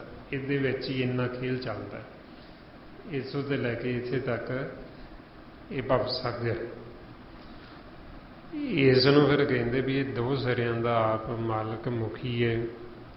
ਹੁਣ ਇਹ ਦੋ ਸਿਰੇ ਨੇ ਜਿਹੜੇ ਇੱਥੇ ਜਦੋਂ ਆਪਾਂ ਹੁਣ ਸਿਮਰਨ ਕਰਕੇ ਅਭਿਆਸ ਕਰਕੇ ਜਦੋਂ ਅਸੀਂ ਇਹ ਨਾਭ ਘਾਟ ਜਿਹਨੂੰ ਕਹਿੰਦੇ ਨੇ, ਨਾਭ ਘਾਟ ਤੇ ਆਸਣ ਲਾ ਲੈਂਦੇ, ਇੱਥੋਂ ਵੀ ਸ਼ਬਦ ਪ੍ਰਗਟ ਹੁੰਦਾ ਹੈ, ਨਾਮ ਸ਼ਬਦ ਗੁਰੂ ਜੀ ਨੂੰ ਬੇੜੇ ਦਾ ਨਾਮ ਦਿੱਤਾ। ਤੇ ਜਦੋਂ ਅਸੀਂ ਇੱਥੇ ਆਸਣ ਲਾਉਂਦੇ ਸਹਿਜ ਘਾਟ ਤੇ, ਇੱਥੋਂ ਵੀ ਫਿਰ ਉਹ ਸ਼ਬਦ ਪ੍ਰਗਟ ਹੁੰਦਾ, ਨਾਮ ਪ੍ਰਗਟ ਹੁੰਦਾ ਹੈ। ਇਹ ਦੋ ਸਿਰੇ ਨੇ ਤੇ ਦੋ ਸਿਰਿਆਂ ਦਾ ਫਿਰ ਸਵਾਮੀ ਮਾਲਕ ਆਪ ਹੈ। ਤੇ ਇੱਥੋਂ ਫਿਰ ਉਹ ਸ਼ਬਦ ਦੁਬਾਰਾ ਅਸੀਂ ਘਰੇ ਜਾਣਾ ਹੁੰਦਾ। ਇਹ ਪਾਸਾ ਪੂਰਬ ਵਾਲਾ ਕਹਿ ਦਿੱਤਾ ਅੱਗੇ, ਤੇ ਜਿਹੜਾ ਇਹ ਨਾਭ ਘਾਟ ਵਾਲਾ ਇਹ ਪੱਛਮ ਵਾਲਾ ਰਸਤਾ ਪਿੱਛੇ ਦੀ ਹੋ ਕੇ ਅਸੀਂ ਆਪਦੇ ਘਰ ਨਿਜ ਮਹਿਲ 10ਵੇਂ ਦੁਆਰ 'ਚ ਜਾਣਾ। ਜਦੋਂ ਆਪਾਂ ਨਾਭ ਘਾਟ ਤੇ ਆਸਣ ਲਾਉਂਦੇ, ਜਿਹਨੂੰ ਕਹਿੰਦੇ ਨਾਭ ਪਵਨ ਕਾ ਆਸਣ ਵੈਸੇ ਗੁਰਮੁਖ ਖੋਜਤ ਤਤ ਲਹੀ। ਬਈ ਗੁਰਮੁਖ ਜਦੋਂ ਉੱਥੇ ਆਸਣ ਲਾ ਕੇ ਬਹਿੰਦੇ, ਉੱਥੇ ਫਿਰ ਉਹ ਬੇੜਾ ਜਹਾਜ਼ ਮਾਲਕ ਦਾ ਖੜਾ ਸਤਿਗੁਰ ਦਾ, ਜਿਹਨੂੰ ਬੇੜਾ ਬੋਹਿਥ ਕਹਿੰਦੇ, ਜਿਹਨੂੰ ਮਹਾਰਾਜ ਕਹਿੰਦੇ ਸਤਿਗੁਰ ਹੈ ਬੋਹਿਥਾ ਸ਼ਬਦ ਲਗਾਵਣ ਹਾਰ। ਬਈ ਉਹ ਸਤਿਗੁਰ ਦਾ ਬੇੜਾ ਖੜਾ, ਉਹ ਜਹਾਜ਼ ਨਾਮ, ਉਹਦੇ ਤੇ ਸਵਾਰ ਹੋ ਕੇ ਸਾਡੀ ਸੁਰਤੀ ਨੇ ਇਹ ਪਾਰ ਹੋ ਜਾਣਾ ਭਵ ਸਾਗਰ ਤੋਂ ਤੇ ਘਰ ਚਲੇ ਜਾਣਾ। ਇੱਧਰ ਇਹਨੂੰ ਸਹਿਜ ਘਾਟ ਦਾ ਨਾਮ ਦਿੱਤਾ, ਜਿਸ ਨੂੰ ਮਹਾਰਾਜ ਦੱਸਦੇ ਕਬੀਰ ਗੰਗ ਜਮਨ ਕੇ ਅੰਤਰੇ ਸਹਿਜ ਸੁਣ ਕੇ ਘਾਟ, ਤਹਾਂ ਕਬੀਰੇ ਮਟ ਕੀ ਖੋਜਤ ਮਨ ਜਨ ਬਾਟ। ਇੱਥੇ ਜਦੋਂ ਅਸੀਂ ਆਸਣ ਲਾ ਕੇ ਬਹਿੰਦੇ, ਇੱਥੋਂ ਵੀ ਸ਼ਬਦ ਪ੍ਰਗਟ ਹੁੰਦਾ ਤੇ ਇੱਥੋਂ ਵੀ ਫਿਰ ਅਸੀਂ ਆਪਦੇ ਘਰ ਮਹਿਲ 'ਚ ਚਲੇ ਜਾਂਦੇ। ਇਸ ਨੂੰ ਫਿਰ ਕਹਿੰਦੇ ਵੀ ਇਹ ਦੋ ਸਿਰਿਆਂ ਦਾ ਜੋ ਮਾਲਕ ਫਿਰ ਉਹ ਆਪ ਹੈ ਪਰਮਾਤਮਾ, ਤੇ ਉਹ ਖੇਲ ਨੂੰ ਦੇਖਦਾ ਹੈ। ਫਿਰ ਮਹਾਰਾਜ ਕਹਿੰਦੇ ਜੋ ਭਾਵੇ ਸੋ ਕਾਰ ਕਮਾਵੇ, ਨਾਨਕ ਦ੍ਰਿਸ਼ਟੀ ਅਵਰ ਨਾ ਆਵੇ। ਫਿਰ ਮਹਾਰਾਜ ਕਹਿੰਦੇ ਵੀ ਜੋ ਮਾਲਕ ਨੂੰ ਆਉਂਦਾ ਹੈ ਉਹੀਓ ਜੀਵ ਫਿਰ ਕਾਰ ਕਮਾਉਂਦੇ ਨੇ। ਜਦੋਂ ਅਸੀਂ ਮਾਲਕ ਨੂੰ ਭਾ ਜਾਂਦੇ ਹਾਂ, ਫਿਰ ਅਸੀਂ ਉਹ ਮਾਲਕ ਦੀ ਸੱਚੀ ਕਾਰ ਤੇ ਲੱਗ ਜਾਂਦੇ।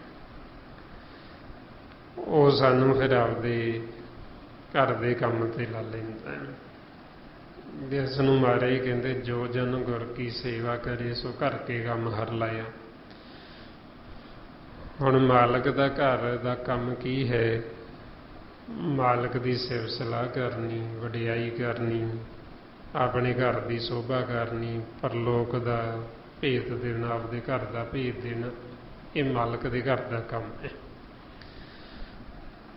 ਜਦੋਂ ਫਿਰ ਮਾਲਕ ਸਾਡੇ ਤੇ ਖੁਸ਼ ਹੁੰਦਾ, ਉਹ ਫਿਰ ਸਾਨੂੰ ਆਪਦੇ ਘਰ ਦੇ ਕੰਮ ਦੇ ਉੱਤੇ ਲਾ ਲੈਂਦੇ। ਉਹ ਫਿਰ ਸਾਨੂੰ ਆਪਦੇ ਕੰਮ ਦੇ ਉੱਤੇ ਲਾ ਲੈਂਦੇ। ਪਹਿਲਾਂ ਅਸੀਂ ਵੰਗਾਰ ਕਰਦੇ ਹਾਂ ਦੂਜਿਆਂ ਦੀ, ਫਿਰ ਅਸੀਂ ਉਹ ਸੱਚੀ ਸਰਕਾਰ ਦੀ ਨੌਕਰੀ ਕਰਨ ਲੱਗ ਜਾਂਦੇ। ਇਸ ਵਾਸਤੇ ਫਿਰ ਜੋ ਮਾਲਕ ਨੂੰ ਭਾਉਂਦੇ ਉਹਨਾਂ ਤੋਂ ਫਿਰ ਉਹ ਕਾਰ ਕਮਾਉਂਦਾ, ਉਹ ਫਿਰ ਉਹ ਕਾਰ ਤੇ ਲਾਉਂਦਾ ਹੈ। ਫਿਰ ਜਿਹੜੇ ਉਹ ਕਾਰ ਤੇ ਲੱਗੇ, ਫਿਰ ਉਹਨਾਂ ਨੂੰ ਨਾਨਕ ਦ੍ਰਿਸ਼ਟੀ ਅਵਰ ਨਾ ਆਵੇ। ਫਿਰ ਉਹਨਾਂ ਨੂੰ ਹੋਰ ਕੋਈ ਦ੍ਰਿਸ਼ਟੀ 'ਚ ਨਹੀਂ, ਫਿਰ ਉਸ ਮਾਲਕ ਨੂੰ ਹੀ ਦੇਖਦੇ। ਫਿਰ ਉਹ ਪਰਮਾਤਮਾ ਦੇ ਹੀ ਗੁਣ ਗਾਉਂਦੇ, ਮਾਲਕ ਦੀ ਦੇਖ ਦੇਖ ਕੇ ਉਹਦੀ ਸ਼ੋਭਾ ਕਰਦੇ, ਵਡਿਆਈ ਕਰਦੇ, ਉਹਦੀ ਸੇਵਾ ਕਰਦੇ। ਇਸ ਵਾਸਤੇ ਫਿਰ ਗੁਰਮੁਖ ਦੀ ਅਵਸਥਾ ਜਿਹੜੇ ਫਿਰ ਉਹਨੂੰ ਭਾਗੇ। ਹੁਣ ਕਿਵੇਂ ਅਸੀਂ ਮਾਲਕ ਨੂੰ ਭਾਉਣਾ, ਕਿਵੇਂ ਉਹ ਸਾਨੂੰ ਫਿਰ ਆਪਦੇ ਘਰ ਦੇ ਕੰਮ ਤੇ ਲਾਉਂਦੇ, ਸਾਡੇ ਤੇ ਭਰੋਸਾ ਕਰਕੇ, ਉਹਦੇ ਵਾਸਤੇ ਫਿਰ ਇਹ ਆਪਾਂ ਸਿਮਰਨ ਕਰਦੇ ਹਾਂ। ਜਿਹੋ ਜਿਹੇ ਇਹ ਸਿਮਰਨ ਕਰਾਂਗੇ, ਜਿਹੋ ਜਿਹੇ ਸਾਡੇ ਵਿਚਾਰ ਰੁਕਦੇ ਜਾਣਗੇ, ਮਾਲਕ ਸਾਡੇ ਤੇ ਪ੍ਰਤੀਤ ਕਰਦੇ ਜਾਂਦੇ ਭਰੋਸਾ, ਜਿਉਂ-ਜਿਉਂ ਸਾਡੇ ਤੇ ਭਰੋਸਾ ਕਰਨਗੇ ਸਾਨੂੰ ਆਪਦੇ ਘਰ ਦੇ ਕੰਮ ਤੇ ਲਾ ਲੈਣਗੇ। ਆਓ ਹੁਣ ਜੋ ਆਪਾਂ ਨੂੰ ਮਹਾਰਾਜ ਦੱਸਦੇ ਇਸ ਆਸਗਰਾ ਸਿਮਰਨ, ਆਓ ਸਾਰੇ ਗੁਰਮੁਖ ਪਿਆਰੇ ਕਰੋ ਜੀ ਸ਼ੁਰੂ। ਵਾਹਿਗੁਰੂ ਵਾਹਿਗੁਰੂ ਵਾਹਿਗੁਰੂ ਵਾਹਿਗੁਰੂ ਵਾਹਿਗੁਰੂ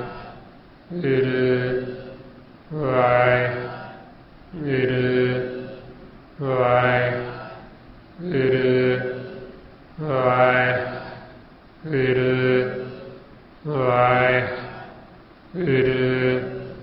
ਵਾਹਿਗੁਰੂ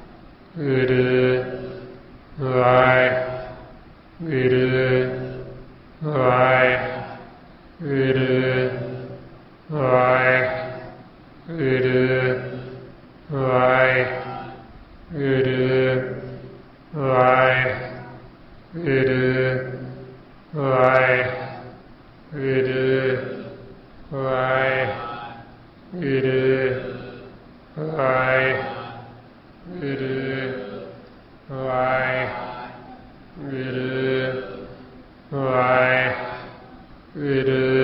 ਵਾਹਿਗੁਰੂ ਵਾਹਿਗੁਰੂ ਵਾਹਿਗੁਰੂ ਵਾਹਿਗੁਰੂ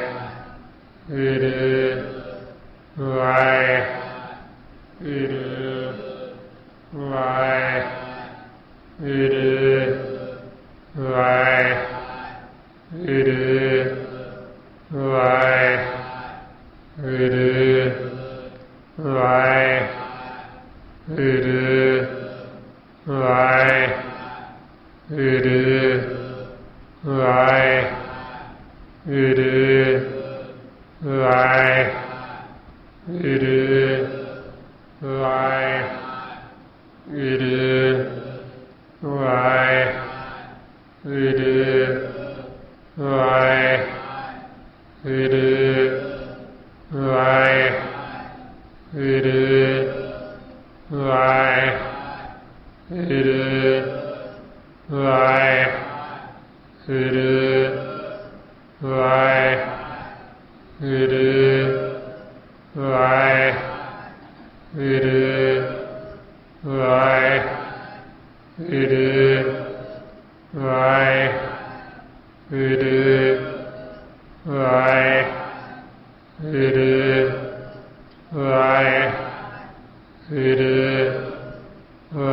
ਵਾਹਿਗੁਰੂ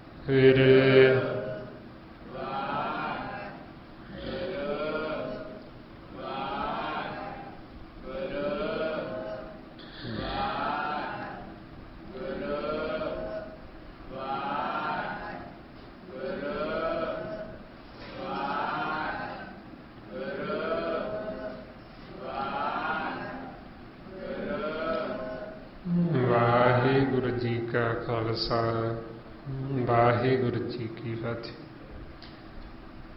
ਇਸ ਤਰੀਕੇ ਨਾਲ ਜਿਉਂ-ਜਿਉਂ ਆਪਾਂ ਗੁਰਮੁਖ ਵੀ ਸਿਮਰਨ ਕਰਦੇ ਹਾਂ ਤੇ ਉਦੋਂ ਫਿਰ ਸਾਡਾ ਮਨ ਵਿਚਾਰਾਂ ਤੋਂ ਰਹਿਤ ਹੁੰਦਾ, ਨਾਲ ਨਾਲ ਆਪਾਂ ਨੂੰ ਗਿਆਨ ਸੋਝੀ ਦਿਸੀ ਜਾਂਦੀ। ਫਿਰ ਸਾਨੂੰ ਭੇਤ ਆਉਂਦਾ ਜਦੋਂ ਗਿਆਨ ਹੁੰਦਾ ਹੈ ਵੀ ਜਿਹੜਾ ਸੁੱਖ ਮਾਲਕ ਦੀ ਨੌਕਰੀ ਕਰਕੇ, ਜਿਹੜਾ ਉਹਦੀ ਚਾਕਰੀ ਕਰਕੇ ਹੈ, ਉਹ ਸੁੱਖ ਸੰਸਾਰ ਦੇ ਵਿੱਚ ਹੋਰ ਕਿਤੇ ਵੀ ਨਹੀਂ ਹੈ। ਫਿਰ ਇਸ ਲਈ ਆਪਾਂ ਬੇਨਤੀ ਕਰਦੇ ਵੀ ਸਾਡੇ ਤੇ ਵੀ ਕਿਰਪਾ ਕਰੋ, ਵੀ ਸਾਨੂੰ ਵੀ ਆਪਦੇ ਘਰ ਦੇ ਗੁਲਾਮ ਬਣਾ ਲਓ, ਗੋਲੇ ਬਣਾ ਲਓ, ਸਾਨੂੰ ਵੀ ਆਪਣੇ ਘਰ ਦੀ ਘਰ ਤੇ ਲਾ ਲਓ। ਮਾਰੇ ਫਰਮਾਉਂਦੇ ਤੁਮਰੀ ਸ਼ਰਨ, ਤੁਮਾਰੀ ਆਸਾ ਤੁਮ ਹੀ ਸੱਜਣ ਸਹੇਲੇ, ਰਾਖੋ ਰਾਖਣ ਹਾਰ ਦੇ ਅੱਲਾ ਨਾਨਕ ਘਰ ਕੀ ਬੋਲੇ। ਵੀ ਅਸੀਂ ਤੁਹਾਡੀ ਸ਼ਰਨ ਚ ਆਏ ਹਾਂ, ਸਾਡੇ ਤੇ ਕਿਰਪਾ ਕਰੋ, ਸਾਨੂੰ ਆਪਦੇ ਘਰ ਦੇ ਗੋਲੇ ਬਣਾ ਲਓ, ਆਪਦੀ ਘਰ ਦੀ ਘਰ ਤੇ ਲਾ ਲਓ। ਸੋ ਇਹ ਫੇਰ ਹੀ ਆਪਾਂ ਬੇਨਤੀ ਕਰਦੇ ਜਦੋਂ ਸਾਨੂੰ ਗਿਆਨ ਹੁੰਦਾ, ਸਾਨੂੰ ਸੋਝੀ ਹੁੰਦੀ ਥੋੜ੍ਹੀ ਜਿਹੀ, ਫਿਰ ਅਸੀਂ ਇਹ ਬੇਨਤੀ ਕਰਦੇ ਹਾਂ ਤੇ ਫਿਰ ਮਾਲਕ ਕਿਰਪਾ ਕਰਕੇ ਸਾਡੇ ਤੇ ਭਰੋਸਾ ਕਰਕੇ ਫਿਰ ਉਹ ਸਾਨੂੰ ਇਸ ਘਰ ਤੇ ਲਾ ਲੈਂਦੇ ਜੋ ਮਾਲਕ ਦੇ ਫਿਰ ਘਰ ਦਾ ਕੰਮ ਹੈ। ਜਿਹੜਾ ਸੁੱਖ ਮਾਲਕ ਦੀ ਕਾਰ ਕਰਕੇ, ਉਹਦੀ ਸੇਵਾ ਕਰਕੇ, ਉਹ ਸੁੱਖ ਸੰਸਾਰ ਦਾ ਚਾਹੇ ਕਿਸੇ ਨੂੰ ਰਾਜ ਭਾਗ ਵੀ ਮਿਲ ਜੇ, ਉਹਦੇ 'ਚ ਉਹ ਸੁੱਖ ਨਹੀਂ, ਇਹ ਤਾਂ ਦੁੱਖ ਹੀ ਦੁੱਖ ਹੈ ਜੇ ਅਸੀਂ ਮਾਲਕ ਦੀ ਸੇਵਾ ਨਹੀਂ ਕਰਦੇ। ਇਸ ਲਈ ਭਗਤਾਂ ਨੇ ਆਖਿਆ ਜੋ ਸੁੱਖ ਪ੍ਰਭ ਗੋਬਿੰਦ ਕੀ ਸੇਵਾ ਸੋ ਸੁੱਖ ਰਾਜ ਨ ਲਹੀਏ, ਕਿ ਜਿਹੜਾ ਸੁੱਖ ਮਾਲਕ ਦੀ ਸੇਵਾ ਕਰਕੇ, ਉਹਦੀ ਨੌਕਰੀ ਚਾਕਰੀ ਕਰਕੇ, ਉਹ ਸੁੱਖ ਤਾਂ ਰਾਜ ਭਾਗ ਦੇ ਵਿੱਚ ਵੀ ਨਹੀਂ ਹੈ। ਇਸ ਵਾਸਤੇ ਫਿਰ ਉਹ ਸੁੱਖ ਗੁਰਮੁਖ ਲੈਂਦੇ ਵੀ ਜਿਨ੍ਹਾਂ ਨੂੰ ਮਾਲਕ ਨੇ ਫਿਰ ਆਪਦੀ ਘਰ ਦੀ ਘਰ 'ਤੇ ਲਾ ਲਿਆ। ਸੋ ਇਸ ਵਾਸਤੇ ਹੁਣ ਆਪਾਂ ਵੀ ਇਹ ਵੱਧ ਤੋਂ ਵੱਧ ਸਿਮਰਨ ਕਰਨ, ਗੁਰਬਾਣੀ ਗੁਰੂ ਨੂੰ ਪੜ੍ਹ ਕੇ ਵਿਚਾਰਨਾ, ਤਾਂ ਕਿ ਨਾਲ ਨਾਲ ਸਾਨੂੰ ਸੋਝੀ ਆਵੇ, ਸਾਨੂੰ ਭੇਤ ਆਵੇ ਕਿ ਅਸੀਂ ਸਤਿਗੁਰਾਂ ਤੋਂ, ਪਰਮਾਤਮਾ ਤੋਂ ਮੰਗਣਾ ਕੀ ਹੈ, ਸਾਨੂੰ ਮੰਗਣ ਦੀ ਜਾਚ ਹੈ ਜੀ। ਅਤੇ ਵੱਧ ਤੋਂ ਵੱਧ ਆਪਾਂ ਸਤ ਸੰਗਤ ਕਰਨੀ। ਇਹ ਜੋ ਸਾਰਾ ਭੇਤ ਗੁਰਬਾਣੀ ਗੁਰੂ ਦੁਆਰਾ ਆਪਾਂ ਨੂੰ ਦਿੱਤਾ ਮਹਾਂਪੁਰਖਾਂ ਨੇ, ਭਾਈ ਸਾਹਿਬ ਭਾਈ ਸੇਵਾ ਸਿੰਘ ਜੀ ਤਰਮਾਲਾ, ਤੇ ਇਸੇ ਗਿਆਨ ਨੂੰ ਆਪਾਂ ਦ੍ਰਿੜ ਕਰਦੇ ਹਾਂ ਤਾਂ ਕਿ ਸਾਡੇ ਹਿਰਦੇ 'ਚ ਵਸ ਜੇ ਤੇ ਆਪਾਂ ਆਪਦੇ ਜੀਵਨ ਦਾ ਲਾਹਾ ਖੱਟ ਕੇ ਇਥੋਂ ਖੁਸ਼ੀ ਖੁਸ਼ੀ ਆਪਦੇ ਘਰ ਆਪਦੇ ਦੇਖ ਜਾਈਏ। ਸੋ ਇੰਨੀਆਂ ਬੇਨਤੀਆਂ, ਇੰਨੇ ਵਿਚਾਰ ਕਰਦੇ ਹੋਏ ਜੇ ਕੋਈ ਐਸਾ ਸ਼ਬਦ ਬੋਲਿਆ ਗਿਆ ਹੋਵੇ ਸੰਗਤ ਅਤੇ ਸਤਿਗੁਰੂ ਬਖਸ਼ਣਯੋਗ ਨੇ, ਬਖਸ਼ ਲੈਣਾ ਜੀ।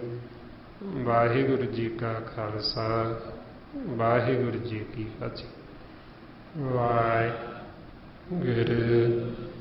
ਵਾਹਿਗੁਰੂ ਵਾਹਿਗੁਰੂ ਵਾਹਿਗੁਰੂ ਵਾਹਿਗੁਰੂ ਵਾਹਿਗੁਰੂ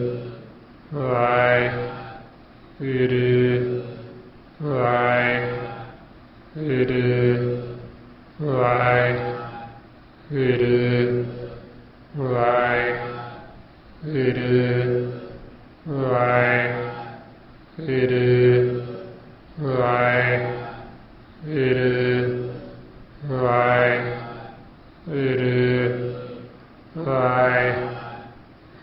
ਵਾਹਿਗੁਰੂ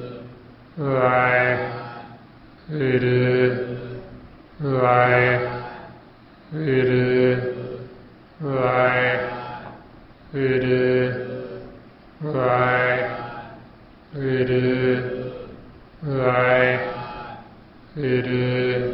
ਵਾਹਿਗੁਰੂ ਵਾਹਿਗੁਰੂ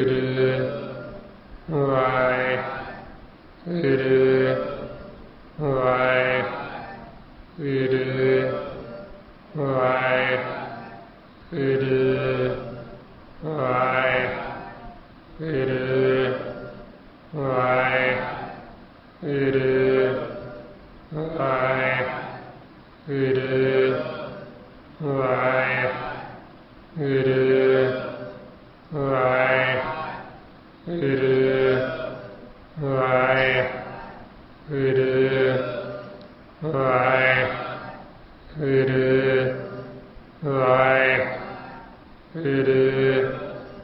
ਵਾਹਿਗੁਰੂ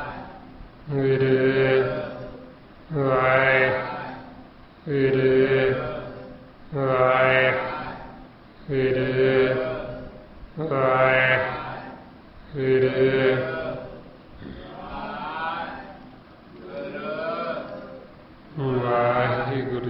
ਕਾ ਖਾਲਸਾ ਵਾਹਿਗੁਰੂ ਜੀ ਕੀ ਫਤਿਹ।